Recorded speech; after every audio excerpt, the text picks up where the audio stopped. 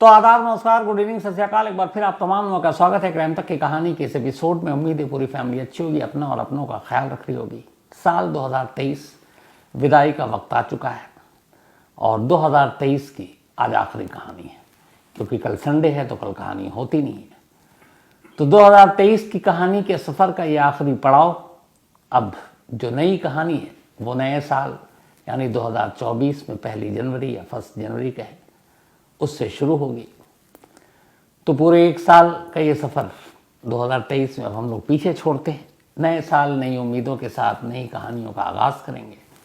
लेकिन फ़िलहाल चूँकि ये एक दिन बचा हुआ है, एक कहानी बाकी है, तो आज इस रस्म को भी पूरा कर लेते हैं। कुछ पहले मैंने आपको काफ़ी बल्कि वक्त हो गया एक कहानी सुनाई थी कॉल सेंटर की, जिसमें एक लड़की काम कर रही थी और बाद में पता चला कि वो लड़की तो कब का मर चुकी है, लेकिन फिर भी कॉल सेंटर में बाकायदा वो नौकरी करने के लिए आती थी। इसी क्राइम तक की कहानी के लिस्ट में लिंक भी मिल जाएगी जिन लोगों ने नहीं सुनी है। आज की कहानी उस कॉल सेंटर की कहानी का एक तरह से एक एक्सटेंशन है। भूत प्रेत को लेके तमाम बातें, तमाम कहानियां बहुत सारी आपने सुनी भी। आज की कहानी कोरोना काल की कहानी है। 2020 में जब कोरोना ने दस्तक दिया तो पूरी दुनिया लॉकडाउन में पड़ गई। सारे कारोबार ठप हो गए, लोगों की नौकरियां गई। पहली बार देखने को मिला कि दफ्तर घर से भी चल सकता है, क्योंकि वर्क फ्रॉम होम शुरू हुआ।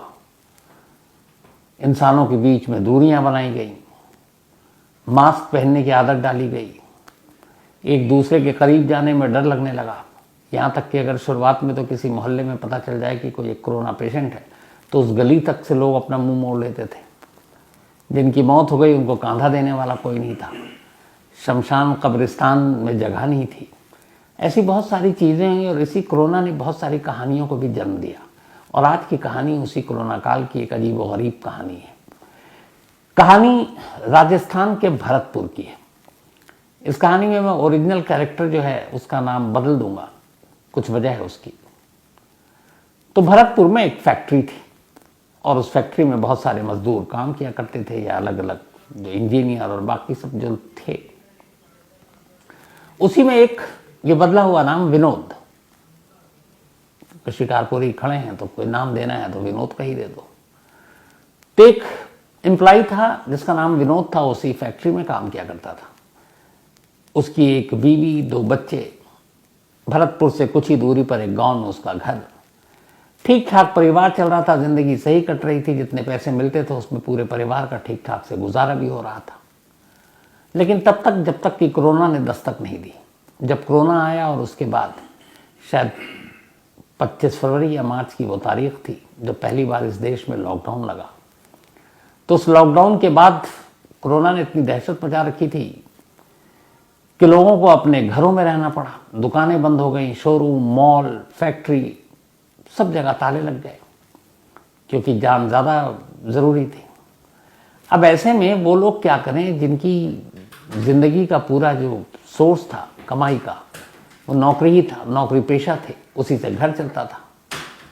तो शुरुआत में बहुत सारे लोगों ने इंसानियत दिखाई। भरतपुर के इस फैक्ट्री के ओनर ने भी इंसानियत दिखाई और उन्होंने कहा कि चलो जब तक फैक्ट्री बंद है या आफत टल जाए तब तक हम तमाम लोगों को तनख्वाह देंगे।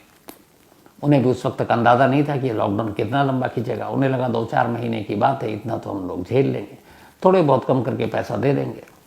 तो फैक्ट्री बंद हो गई। मजदूरों से कहा गया कि सरकार का आदेश है, लॉकडाउन है, आप लोग अपने अपने घर रहो, लेकिन हम कोशिश करेंगे हर एक मुलाजिम को उसका जो भी पैसा है वो दे सकें। उन्होंने 2-4 महीने वादे के हिसाब से दिए भी, लेकिन इधर कोरोना बढ़ता जा रहा है। उम्मीद कुछ है नहीं लॉकडाउन खुलने की। अब मालिक भी इतने पैसे कहाँ से दे। तो 3-4 महीने के बाद वो पैसे देने का सिलसिला भी बंद हो गया। लोग घरों में कैद थे, कहीं काम नहीं कर सकते थे। जिनके पास और कोई जरिया नहीं था आमदनी का, वो क्या करते, कहाँ जाते। कुछ दिनों तक उधार से चला, किसी से मांग कर, कुछ रिश्तेदारों ने मदद कर दी, किसी और ने। ये लाखों परिवार का किस्सा है। तो उन्हीं लाखों परिवार में से ये विनोद का परिवार भी उसी चीज़ों से जूझ रहा था। जैसे तैसे करके कोरोना काल काट लिया विनोद के परिवार ने। कोरोना ने धीरे धीरे अपना कहर कम किया। इसके बाद सरकार के आदेश पर अब जिंदगी ढर्रे पर आई। कल कारखाने, दुकानें, मॉल, सिनेमा हॉल सब खुलने शुरू हो गए। तो इसी में भरतपुर की ये फैक्ट्री भी खुल गई। जब फैक्ट्री खुली तो सभी मुलाजिम काम पर लौटे, राहत की सांस ली। विनोद भी काम पर लौटा। अच्छा, इस फैक्ट्री में विनोद की एक बड़ी अलग पहचान थी। वो बहुत ही हंसमुख, मिलनसार, अपने तमाम कुलीग जो भी साथी वहाँ काम करते थे उन सबसे बहुत प्यार से बात करता, उन लोगों का दिल भी बहलाता अपनी हंसी हंसी वाली बातों से। तो उसका जो रेपो था वो बहुत अच्छा था कि एक बहुत अच्छा इंसान है, और वो दिल का इंसान भी अच्छा था। तो लोग उसकी कदर भी करते, इज्जत भी करते, उसे मिस भी करते। तो जब लॉकडाउन खत्म हुआ तो सब लोग आए, विनोद से मिले, सब बड़े खुश। फिर से जिंदगी वैसे ही पटरी पर लौट आई जैसे 2020 कोरोना से पहले थी। लेकिन इस बार लोगों ने महसूस किया कि विनोद के बर्ताव में कुछ तब्दीली आ गई है। शुरुआत में लोगों को लगा कि शायद इस कोरोना काल की वजह से बहुत सारी चीज़ें झेली हैं लोगों ने। विनोद के ऊपर भी बहुत सारे ऐसी मुश्किलें आई होंगी। फैक्ट्री बंद, तनख्वाह मिलती नहीं थी, पता नहीं परिवार कैसे चल रहा होगा, कैसे पल रहा होगा। तो ये सोचकर उन्होंने धीरे धीरे इन चीज़ों को इग्नोर किया। लेकिन उसके आसपास के लोगों को लगा कि अब विनोद उतना हंसमुख नहीं रहा। अब विनोद काम भी कर रहा, और यहां तक कि अब वो ओवर टाइम भी करने लगा। उसने अपने मैनेजर से कहा कि जो भी काम है, अच्छा फैक्ट्री में अब काम शुरू हुआ था तो काम बहुत था, तो बहुत सारे ऐसे मजदूर होते हैं या काम जो कर्मचारी हैं वो होते हैं जो ओवर टाइम नहीं करते क्योंकि थक जाते हैं। लेकिन उस फैक्ट्री में इकलौता विनोद था जिसने कहा कि मुझे ओवर टाइम भी करना है। अब वो ओवर टाइम भी करने लगा। हफ्ता, 10 दिन, 15 दिन बीता। एक दिन मैनेजर ने कहा कि तुम पूरे दिन की शिफ्ट करते हो, फिर रात को ओवर टाइम करते हो, तुम थकते नहीं हो, तुम्हें नींद नहीं आती। तो उसने कहा कि साहब हमें अब कहाँ नींद आती है। तो उसे लगा पता नहीं ये परेशान शख्स है, घर और परवरिश बच्चों की इन चीज़ों में इसके बोझ तले दबा होगा, इसी तरह ऐसी बहकी बहकी बातें कर रहा है। मैनेजर को भी लगा चलो ये काम अपनी खुशी से कर रहा है, ठीक है, करता रहा। बट एक रोज एक अजीब वाकया हुआ। जो फैक्ट्री का गार्ड था, चूंकि नाइट में दिन के मुकाबले कम लोग काम गया करते थे, तो जो कुर्सी या जिस जगह पर ये बैठकर काम किया करता था विनोद, वो गार्ड रात को किसी काम से अंदर गया। जब अंदर गया तो उसने देखा कि कुर्सी पर एक बहुत ही लंबा चौड़ा कोई शख्स लेटा हुआ और अजीब सा लग रहा। रात में वो देखकर उसको वो घबरा गया, क्योंकि विनोद की कदकाठी के मुकाबले वो 2-3 गुना ज़्यादा। उसे लगा इतना बड़ा इंसान तो मैंने देखा नहीं है, लंबा चौड़ा। वो बदहवास वापस भागा चीखता हुआ। लोगों ने पूछा क्या हुआ। उसने कहा मैं गया अंदर तो देखा कि विनोद सो रहा है, लेकिन विनोद बदला हुआ था। तो मैनेजर भी था जो नाइट ड्यूटी पे, वो आया। उसने कहा चलो। जब अंदर गए तो उन्होंने देखा कि विनोद ही वहाँ लेटा हुआ है। मैनेजर ने गार्ड को डांटा कि तुम इस तरह से अफवाहें फैला रहे हो, झूठी बातें कर रहे हो। अब गार्ड को लगा कि मैंने तो सच में वही देखा था, लेकिन अब सीन बदल चुका है। उसने कुछ कहा नहीं। धीरे धीरे वक्त बीता। पूरे 1 महीने गुजर गए वापसी पर नौकरी करते हुए विनोद को। ठीक 1 महीने के बाद अब सैलरी मिलनी थी, और विनोद का ओवर टाइम भी था। लेकिन 7 तारीख को ये सैलरी मिलनी थी, 7th उस मंथ के पहले वीक में। 7 तक विनोद ने काम किया, 6 की नाइट तक, और 7 को विनोद चला गया। अब अगले दिन आया नहीं, तो ये लगा कि वहाँ के मैनेजर और बाकी लोगों को कि उसने लगातार दिन रात काम किया, ओवर टाइम काम किया है, तो शायद थका हुआ नहीं आया। लेकिन उन्हें बड़ी अजीब बात ये लगी कि वो अपनी तनख्वाह लिए हुए बिना ही चला गया, सैलरी ली नहीं और वो चला गया। तो उन्हें लगा कुछ ज़रूरी काम आ गया होगा गांव से। अगले दिन भी नहीं आया। 8, 9, 10 बीतता गया, विनोद की कोई खबर नहीं। अब उसे ज्वाइन भी करना है क्योंकि उसके हिस्से का काम उसे करना है। तो मैनेजर से बात ओनर तक पहुंची कि वो बिना बताए हुए गायब है, और ऊपर से ये है कि उसने अपनी सैलरी भी नहीं ली। अब उन लोगों को लगा कि कहीं विनोद के साथ कुछ हो तो नहीं गया, क्योंकि ऐसा कभी इससे पहले हुआ नहीं कि उसने अपनी तनख्वाह नहीं ली, और यूं ही बिना बताए हुए भी कभी वो गायब नहीं हुआ, छुट्टी लेकर गया। तो इस बार ऐसा क्यों हुआ। इधर उधर विनोद के जो तमाम जानकार थे उनसे पहले पूछताछ की गई। फिर लास्ट में ये था कि विनोद के घर का पता था।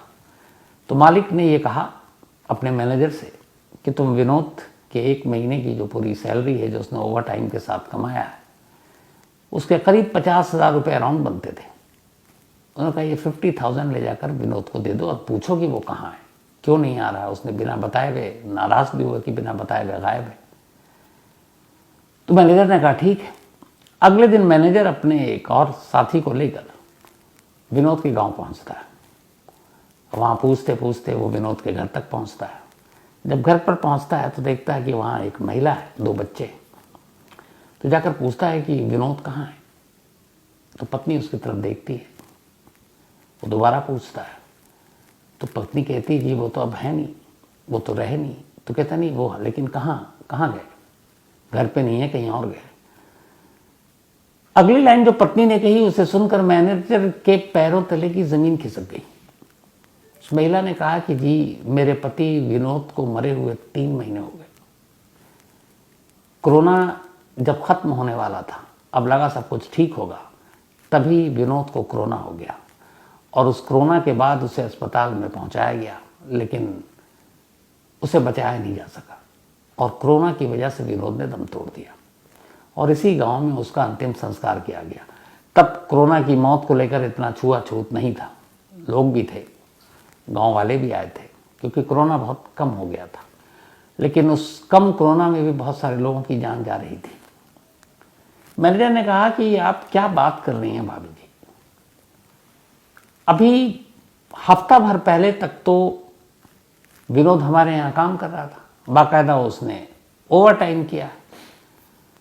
पत्नी ने कहा कि आपको कोई गलतफहमी हुई है, विनोद के जैसा कोई दिखने वाले ने काम किया होगा। उसने कहा, बोला कि मैं कई साल से उसी फैक्ट्री में मैनेजर हूँ और मेरी विनोद से बहुत अच्छी बोलचाल है, हंसी मजाक भी है, मैं धोखा नहीं खा सकता। मैं उसकी आवाज़ भी पहचानता हूँ, उसके अंदाज भी पहचानता हूँ, उसका चेहरा भी जानता हूँ, तो मैं कैसे धोखा खा सकता हूँ। और मैंने इस 1 महीने के अंदर उससे कई बार बात भी की। मैंने ये भी बात की कि ओवर टाइम है, तुम इतना ओवर टाइम क्यों कर रहे हो। उसने कहा कि मैंने ये भी पूछा था कि तुम्हें नींद नहीं आती। उसने कहा अब मुझे नींद नहीं आती। और आप कह रही हैं कि उसकी डेथ हो गई है। तो बोले आप मान नहीं रहे तो मैं क्या करूं, बाकी लोगों से पूछिए। अब उसने बच्चों से सबसे पूछना शुरू किया, क्योंकि मैनेजर मानने को तैयार नहीं था और जो उसके साथ था वो भी मानने को तैयार नहीं, क्योंकि हफ्ता भर पहले तक तो वो उसके साथ था और 1 महीने लगातार नौकरी की। कुछ और लोग आए, उन्होंने मैनेजर को बताया, साहब 3 महीने पहले की बात है जब विनोद की डेथ हो चुकी थी कोरोना की वजह से। जब हर एक को उसने खंगाल लिया तब मैनेजर को लगा कि ये लोग सच बोल रहे हैं, लेकिन उसको समझ में नहीं आ रहा था कि जो उसने देखा वो कैसे गलत हो सकता है। खैर और कोई रास्ता था नहीं। बदहवास मैनेजर कहता है मुझे यकीन नहीं है, लेकिन फिर भी आप लोग कहते हैं तो मान लेता हूँ। फिर उसने जेब में हाथ डाला, एक लिफाफा निकाला और बीवी की तरफ दिया। बीवी ने कहा ये क्या है।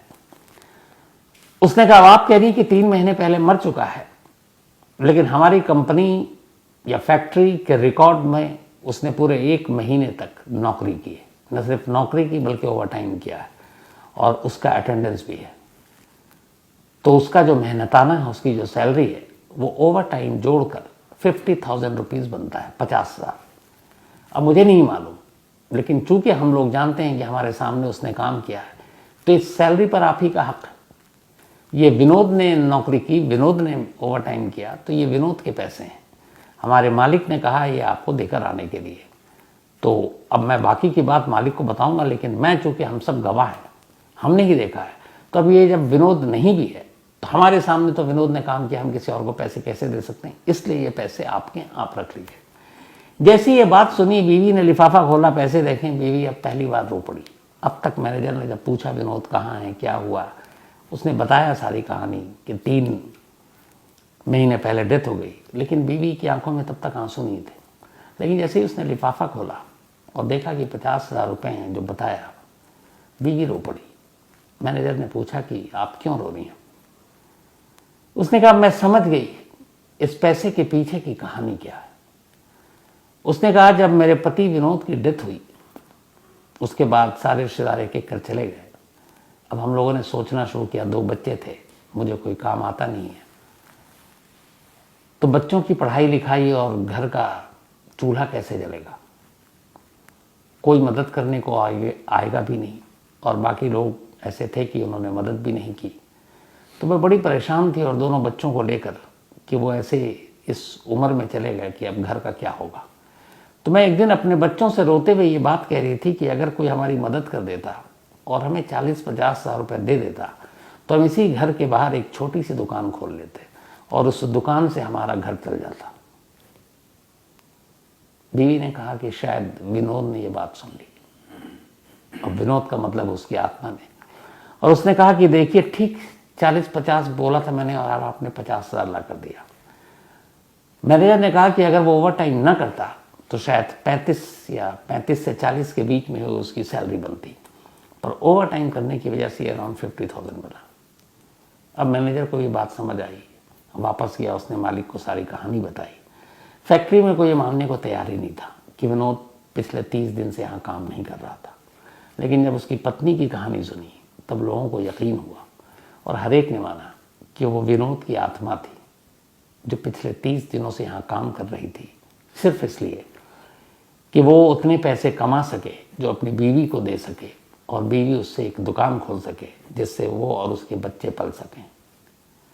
तो एक पति जो मर गया फिर भी अपने परिवार के लिए इतना सोचा, किया और फिर जो ख्वाहिश थी बीवी को उसको पूरा किया। मुझे लगता है साल के आखिर में ये कहानी सुनाना ज़रूरी था। तो आज की कहानी में इतना ही। इस कहानी पे अपनी राय ज़रूर दीजिएगा।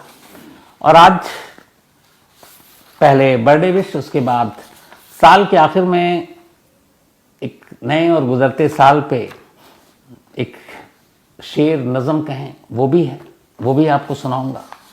तो सबसे पहले इस 2023 के आखिरी बर्थडे विशेष, इसमें मैंने 31 दिसंबर को भी समेट लिया क्योंकि कल कहानी होगी नहीं। तो पहले तो खुशहाल तोमर, विनोद शिकारपुरी के बेटे, उनका जन्मदिन है आज ही। अब मुझे मालूम नहीं, मैंने विनोद की पहले बेटी फिर खुशहाल, ये बताता है कि इसके 3 बच्चे हैं, लेकिन मुझे लगता है इस साल में मैंने 8 और 9 तो विश कर दिए होंगे। अब या तो झूठ है, गलत है कि 3 ही हैं या 8-9 हैं, ये फिर और भी कहीं इसके बच्चे हैं, मुझे डाउट है इस पर। फिर भी खुशहाल तोमर, हैप्पी बर्थडे बेटा, हमेशा खुश रहो, अच्छे रहो। तुम्हें बैट भी मिल गया तो उससे अच्छा क्रिकेट खेलो, और क्या कह सकता हूँ। और पढ़ाई लिखाई पे ध्यान दो क्योंकि तुम्हारे मार्क्स कम आ रहे हैं, तो इसलिए अच्छे से पढ़े लिखो। दूसरा है अंश का जन्मदिन, तो हैप्पी बर्थडे अंश। और ये भेजा है बिंदु देवी, अजीत चौधरी और अजय भारती जी ने। साथ ही आफिया फातिमा, इनका भी आज बर्थडे है, तो हैप्पी बर्थडे आफिया। और ये भेजा है तैयब शरीफ ने, उनकी बेटियां हैं। सीरत कौर, इनका भी जन्मदिन कल है 31 को, तो एडवांस में हैप्पी बर्थडे सीरत कौर जी। और ये भेजा है मौसम जी ने, और मौसम के बिटिया हैं सीरत। साथ ही मोहम्मद इरफान का भी आज जन्मदिन है, तो हैप्पी बर्थडे इरफान। इसके अलावा संतोष पाल सिंह, इनका भी जन्मदिन है, हैप्पी बर्थडे संतोष जी। और ये शीतल कौर जी ने भेजा, उनके हस्बैंड है संतोष।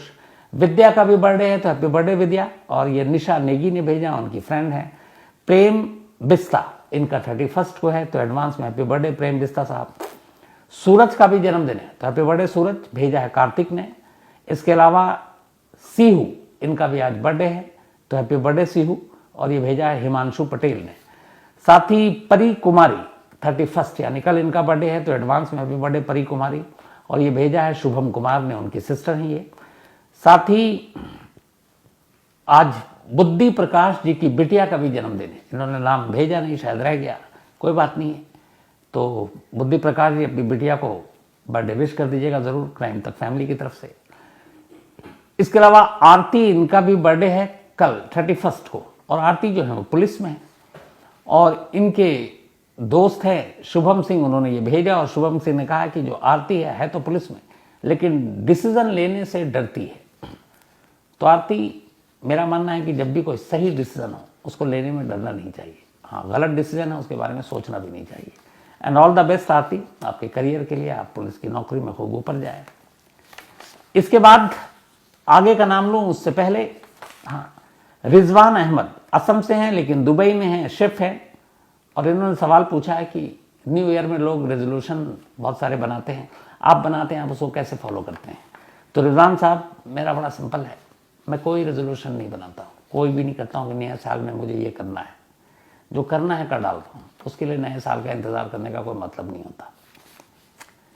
Upendra Joshi, thank you so much Upendra ji. साथ ही चंद्रा रे, थैंक यू आपका भी। राजू अरोड़ा, इन्होंने कहा कहानियों में कुछ पिक्चर वीडियो भी डालें, पक्का कोशिश होगी राजू साहब। अब एक हमारे कोलीग भी हैं मोहसिन, बहुत ही अच्छे कैमरामैन, और उनके कज़न हैं सैयद फरोग अमरोही। ये आप में से बहुत सारे लोग जानते होंगे, मेरे फेवरेट रहे शायद जॉन एलिया, तो उनकी फैमिली उनके परिवार से आते हैं सैयद फरोग अमरोही। और इन्होंने क्राइम तक फैमिली मेंबर के लिए इस नए साल पर कुछ लिखकर भेजा है। उन्हीं की ये नज्म, उन्हीं के शेर आपकी नज़र सुनिए कि जनवरी है आने को, नई सुबह लाने को, इसमें क्या नया होगा कोई ये बताए तो। सुबह भी वही होगी, शाम भी वही होगी, बस फकत कैलेंडर का पेज पलटा जाएगा। गर नहीं बदलना है कुछ भी इस जहां में तो फिर ये शोर कैसा है। हर तरफ उजाले हैं, कोई तो वजह होगी, आज तो जगी होगी, जनवरी के आने की, नई सुबह लाने की। बहुत खूब सैयद फरोग अमरोही साहब। तो ये शेर साल के आखिर और नए साल के स्वागत के लिए, और आखिर में चलते चलते यही आप लोगों से कहूँगा कि नया साल आप सभी के लिए बहुत अच्छा हो। जो भी दुख तकलीफ आप लोगों के हिस्से में इस साल में आई, ऊपर वाले से दुआ यही है कि वो ना आए फिर कभी। आप सभी खुश रहें, खुशहाल रहें, अच्छे रहें। और एक ज़रूरी चीज़ ये भी कि जो भी ज़रूरतमंद हो आपके आसपास, हमेशा उसकी मदद करने की कोशिश कीजिए। करके देखिएगा, बड़ा सुकून मिलता है। और जहाँ तक हमारा आपके हम लोगों के रिश्ते की बात है, तो ये रिश्ता यूँ ही फलता फूलता रहे। बहुत सारी गलतियाँ भी करता हूँ, आप लोग ध्यान दिलाते हैं, मैं उसको सुधारता भी हूँ। आप लोग माफ़ भी करते हैं। क्राइम तक फैमिली के तमाम रिश्ते, कोई ऐसा रिश्ता बचा नहीं। एक मैं कहा करता था कोई ऐसा रिश्ता बचा नहीं जिसके साथ जुर्म ना हुआ हो, लेकिन अब कहता हूँ कि कोई ऐसा रिश्ता बचा नहीं जो क्राइम तक फैमिली के साथ मेरा हुआ ना हो, सिवाय वाइफ के, क्योंकि वो घर पे है। बाकी बीवी को छोड़ दो तो हर एक रिश्ते आप लोगों की वजह से बने हैं। तो ये रिश्ता यूं ही सलामत रहे, आप लोग अच्छे रहें। पूरी क्राइम तक टीम की तरफ से, पूरी क्राइम तक फैमिली को happy new year, all the best, और ऊपर वाला आप सबको हमेशा अच्छा रखे। Thank you very much.